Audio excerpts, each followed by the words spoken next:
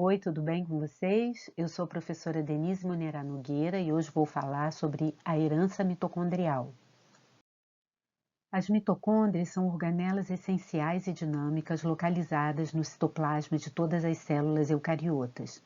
Surgiram por um processo endossimbiótico e são consideradas organelas semi-autônomas, uma vez que, por apresentarem um genoma próprio designado de ácido desoxirribonucleico mitocondrial ou DNA mitocondrial, conseguem manter a capacidade de replicação e síntese proteica independente do resto da célula. Sua principal função é fornecer energia à célula por meio da síntese de ATP através da fosforilação oxidativa. É constituída por mais de 1.500 proteínas codificadas tanto por genes mitocondriais quanto nucleares. Logo, o funcionamento perfeito da mitocôndria depende de uma interação apropriada entre os dois genomas. A cadeia respiratória mitocondrial é a maior fonte de radicais livres que contribuem para um elevado número de doenças humanas, em geral em tecidos com alto requerimento energético como cérebro, retina, coração, músculo, fígado e sistema endócrino. O DNA mitocondrial é uma molécula circular fechada de fita dupla com duas cadeias complementares, com exceção de algumas espécies, como no caso do protozoário ciliado Paramecium aurelia, onde é linear. Contém 16.569 pares de base completamente sequenciados em 1981 por Anderson e colaboradores. O DNA mitocondrial está localizado no interior das cristas mitocondriais, ou seja, além da membrana celular, ainda se encontra protegido pela membrana externa da mitocôndria e interna, que forma as cristas mitocondriais. Há 2 a 10 genomas mitocondriais por mitocôndria em humanos e múltiplas mitocôndrias por célula. Isso corresponde aproximadamente a 1.000 a 10.000 cópias por célula do DNA mitocondrial. Ou seja, diferente do genoma nuclear, o DNA mitocondrial é poliploide. O elevado número de cópias é uma propriedade do DNA mitocondrial, que confere vantagem no caso das análises genéticas, quando a quantidade de DNA é baixa ou quando está altamente degradado nas amostras. As duas cadeias do DNA mitocondrial são denominadas cadeia pesada, que é essa mais externa, rica em bases guanina, e cadeia leve, a mais interna, rica em bases citosina. Essas cadeias, elas geram 2 longos transcritos a partir de 2 promotores, o que também difere do DNA nuclear, onde cada gene possui um promotor e são transcritos separadamente. Há 37 genes mitocondriais, aqui eles estão representados por essas regiões coloridas, e pelas suas siglas, em relação à sua denominação. Esses 37 genes mitocondriais codificam 13 deles para proteínas que atuam no processo de fosforilação oxidativa, e dentre os demais 24 genes, 22 codificam para RNA transportadores e 2 RNA ribossomais, ambos necessários para a tradução ou síntese de cadeias polipeptídicas. Uma característica interessante é que são necessários somente 22 RNA transportadores, 22 tipos de RNA transportadores para síntese proteica. Estes, a partir do seu anticódon, reconhecem qualquer uma das 4 bases presentes na terceira posição do códon. Portanto, há uma oscilação muito maior no terceiro códon em relação ao genoma nuclear. Assim como o DNA nuclear, o DNA mitocondrial contém regiões codificantes e não codificantes. Porém, quase a totalidade do DNA mitocondrial é codificante, diferindo do DNA nuclear, onde aproximadamente 97% da sequência é não codificante. possui apenas uma região não codificante, denominada de alça de Loop, que representa aproximadamente 7% do genoma mitocondrial. A alça de Loop é a única região de início de replicação de ambas as cadeias, pesada e leve, sendo também denominada de região controle do DNA mitocondrial. Todo o restante da sequência é codificante e os genes não contêm introns, ou seja, só são constituídos por exons. A herança mitocondrial é principalmente materna. A transmissão uniparental faz o DNA mitocondrial um sistema genético haploide extremamente útil na identificação de membros de uma família que partilhem o mesmo antecessor materno, visto que os seus genomas mitocondriais são idênticos. Mas por que herança só materna? A contribuição dos gametas femininos para o citoplasma dos zigotos é maior em relação ao espermatozoide, diferente do genoma nuclear, onde a contribuição de ambos gametas é igual. Em alguns casos, pode haver a transmissão paterna de algumas mitocôndrias, porém, alguns autores mencionam que parece haver uma destruição seletiva durante a fecundação, e seria desprezível essa herança caso um número pequeno fosse transmitido, provavelmente não tendo implicação no fenótipo e representando uma exceção. Como exceção à regra de herança materna do DNA mitocondrial em eucariontes, podemos citar o caso dos moluscos bivalves, onde há a transmissão do DNA mitocondrial paterno pelo esperma e essa molécula se estabelece somente nas células da gônada masculina. Outra característica do DNA mitocondrial é a ausência de recombinação, o que o torna também um bom marcador genético. Ainda como característica, o DNA mitocondrial apresenta uma elevada taxa de mutação. Isso o torna uma molécula extremamente polimórfica, que evolui 5 a 10 vezes mais rapidamente do que o genoma nuclear. Alguns fatores buscam explicar essa maior vulnerabilidade às mutações. Por exemplo, a ausência de estonas como envoltório protetor e também ao ataque oxidativo provocado por radicais livres. Os mecanismos de reparação de erros do DNA mitocondrial também são menos eficientes que os mecanismos nucleares devido à baixa fidelidade da DNA polimerase gama, única DNA polimerase responsável pela polimerização das novas fitas do DNA mitocondrial. Ainda como característica do DNA mitocondrial, o código genético difere do considerado universal.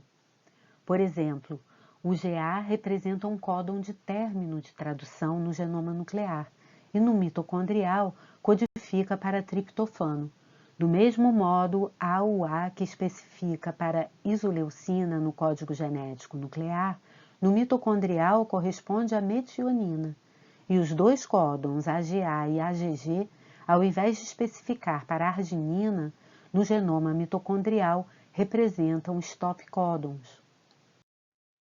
Aqui eu resumi algumas características que diferem entre os genomas mitocondrial e nuclear. Além dessas diferenças, você poderia acrescentar mais 7. Todas essas 7 a mais que eu estou falando foram comentadas por mim. Se não conseguir, sugiro ouvir novamente o trecho até aqui que você irá encontrar as 7 ou quem sabe até mais. A herança mitocondrial não segue a herança mendeliana, sendo, como já mencionei, exclusivamente materna. Este é um heredograma típico de herança mitocondrial, onde todos os descendentes, independente do sexo, compartilham DNA mitocondrial transmitido apenas por sua genitora. A transmissão materna do DNA mitocondrial permite rastrear a linhagem familiar, tanto no caso de doenças de origem mitocondrial, quanto em casos forenses para análise de parentesco, na identificação de pessoas desaparecidas, assim como em estudos sobre evolução biológica. Como exemplo de utilização do DNA mitocondrial em estudos evolutivos e de migrações humanas, podemos citar a Eva mitocondrial, que é o mais recente ancestral comum por descendência matrilínea de todos os seres vivos na atualidade. Esse DNA mitocondrial foi passando, embora com modificações, de geração em geração e está agora presente em todas as pessoas do mundo. Segundo a hipótese científica mais aceita, tem origem na África. É a contraparte do Adão Y, o mais recente ancestral comum patrilíneo, identificado por sequências específicas do cromossomo Y, que do mesmo modo não sofrem recombinação. No entanto, no caso do Y, apenas os descendentes do sexo masculino herdam a sequência, diferente do DNA mitocondrial passado da mãe para todos os filhos, independente do sexo. Outro caso emblemático de utilização da análise do DNA mitocondrial, nesse caso com aplicação forense, é o das avós da Praça de Maio, na Argentina, as quais a ciência ajudou a recuperar os seus netos, filhos de pais desaparecidos durante a ditadura militar nesse país, que durou de 1976 a 1983. Há anos essas mulheres buscavam uma maneira de provar que seus netos roubados eram filhos e filhas de suas filhas e filhos. Em muitos casos havia provas circunstanciais, dados que coincidiam, fotos, denúncias, semelhanças, porém não eram provas consideradas seguras juridicamente.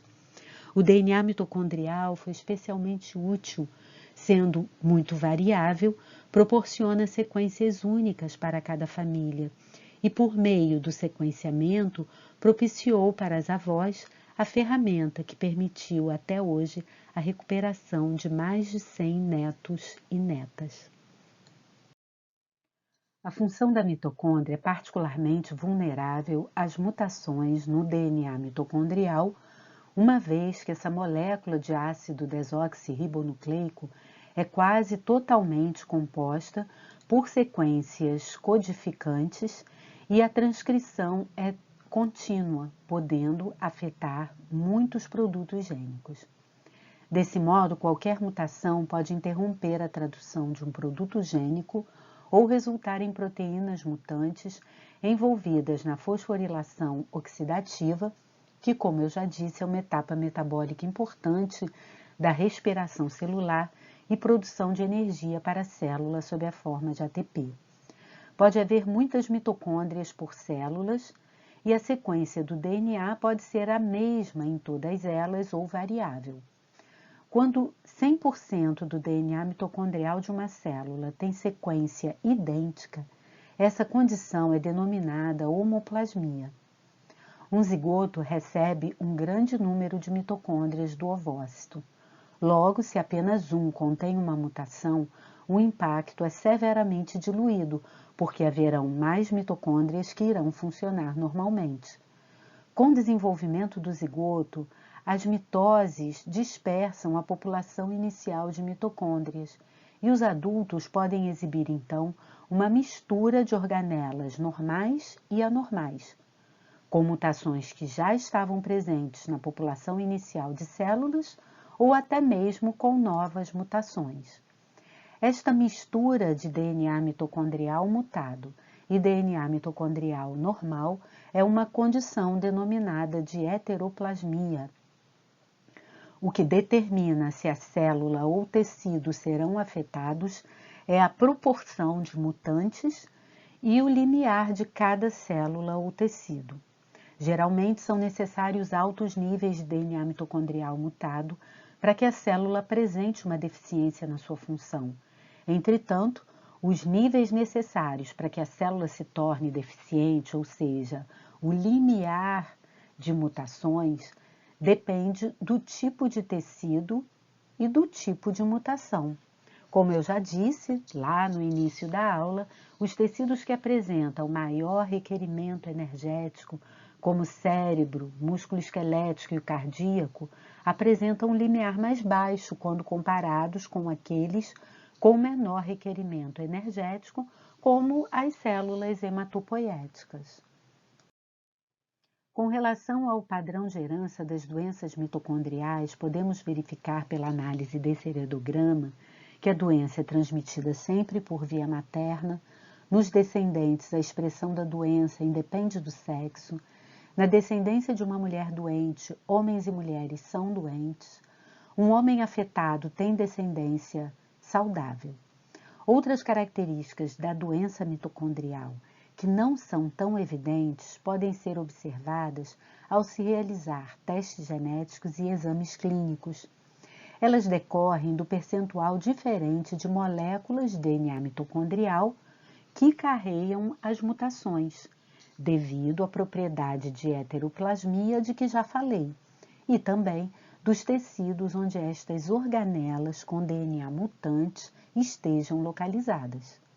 Estas outras características a que me refiro são: pode haver heterogeneidade na expressão do caráter entre os indivíduos afetados. Repito, devido à heteroplasmia. Os órgãos são afetados de forma diversa, em função do tecido preponderante. A penetrância e a expressividade são variáveis.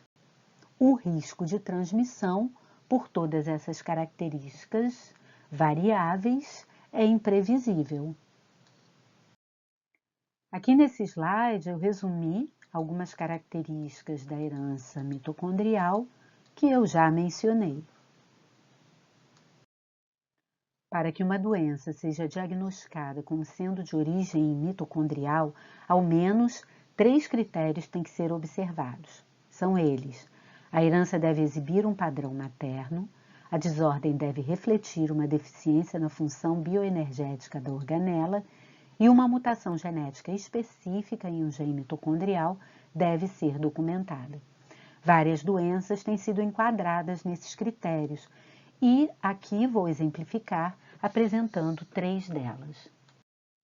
Epilepsia mioclonal e miopatia com fibras vermelhas rasgadas. Esta patologia demonstra padrão consistente com a herança materna. Apenas os filhos de mães afetadas herdam a desordem. Indivíduos com esta desordem expressam surdez, demência, além de convulsões. As fibras musculares são anormais em aparência, assim como as mitocôndrias, que também são em número anormal, nesse caso aumentado. Aqui nós podemos ver as fibras musculares coradas em azul. Aquelas que têm menos regiões vermelhas coradas ao redor, elas apresentam bordos mais regulares. Isso interfere diretamente no funcionamento das fibras. Aquelas que têm mais regiões vermelhas ao redor, elas são as que têm um maior número de mitocôndrias acumulado ao redor. Essas mitocôndrias, além de estarem em número aumentado, elas também são anormais. Internamente é como se elas fossem vazias, ou seja, as cristas mitocondriais estão ausentes. Então, isso ocasiona deficiência no funcionamento da mitocôndria e deficiência também no funcionamento dessas fibras, que vão se tornando cada vez mais irregulares. Essa intensa coloração em vermelho faz com que as fibras sejam denominadas de fibras rasgadas em vermelho, um termo clássico e praticamente sinônimo de acúmulo de mitocôndrias. Foi identificada uma mutação em um gene que codifica para um RNA transportador mitocondrial, interferindo com a tradução na organela. Em 80% a 90% dos casos, eles decorrem de uma mutação de ponto, onde a base adenina, na posição 8.344 no DNA mitocondrial, é substituída por uma base guanina. Isso altera a codificação do RNA transportador, que transporta o aminoácido lisina. Uma pequena porcentagem dos casos alberga a mutação também de ponto por substituição da base T na posição base T ou timina, né, na posição 8.356 por citosina. Então, ambas as mutações alteram a eficiência da mitocôndria, reduzindo-a. Na neuropatia óptica hereditária de Leber também estão presentes lesões mitocondriais e herança materna. É caracterizada por cegueira bilateral repentina, porém, de acordo com o tipo de mutação, pode ser reversível, ou seja, a visão pode ser recuperada. A idade média em que ocorre a perda da visão é aos 27 anos, porém este limiar é bastante variável, já tendo sido observada na infância. 4 mutações alteram o funcionamento da enzima NAD desidrogenase, importante no processo de síntese de ATP. Em alguns casos, não há história familiar e os casos parecem resultar de mutações novas. Homens e mulheres podem ser afetados, porém a proporção de afetados por esta patologia é de 4 indivíduos do sexo masculino para cada indivíduo do sexo feminino, embora ainda não saiba o motivo. Do mesmo modo, a recuperação da visão é maior no caso das mulheres do que no caso dos homens afetados. O último exemplo é a síndrome de Kearney-Sayre. Os indivíduos afetados perdem a visão, têm perda auditiva e apresentam quadros cardíacos. A base genética dessa desordem envolve deleções em várias posições do DNA mitocondrial. Em muitos casos, as crianças são normais, porém exibem sintomas progressivos quando adultos. O número de deleções está diretamente associado à severidade dos sintomas. Bem, encontraram aquelas 7 características do DNA mitocondrial? Bom, aí estão elas. E por hoje é só.